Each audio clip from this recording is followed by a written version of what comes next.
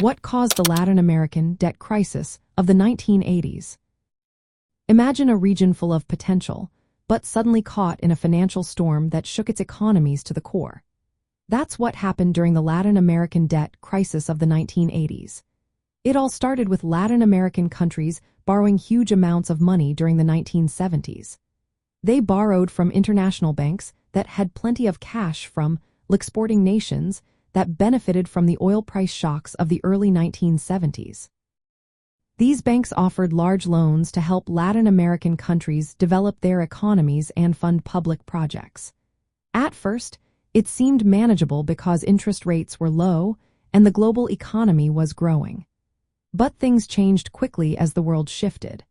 The United States and European countries tightened their monetary policies to fight inflation, causing interest rates to rise sharply. This made it more expensive for Latin American countries to pay back their loans, which were mostly in US dollars. Meanwhile, the global economy went into a recession in 1981. Trade slowed down and the prices of commodities like oil, copper, and agricultural products dropped. Since Latin America relied heavily on exporting these goods, their earnings shrank. Countries found it harder to earn enough foreign currency to pay their debts. Internal problems also worsened the situation. Many Latin American nations faced high inflation, budget deficits, and overvalued currencies. Some governments spent too much and borrowed even more, creating a cycle of debt. Capital flight, where investors pulled money out of these countries, added to the financial instability.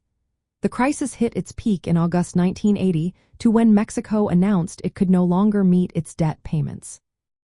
This event sent shockwaves through the region, leading other countries to struggle with their own debts. Governments had to reschedule payments and seek help from international organizations. The crisis was caused by a mix of external shocks like rising interest rates and falling commodity prices, combined with internal issues such as excessive borrowing and weak economic policies. This combination created a liquidity crunch, making it impossible for many Latin American countries to keep up with their debt obligations. It marked a period often called the lost decade because economic growth slowed dramatically across the region.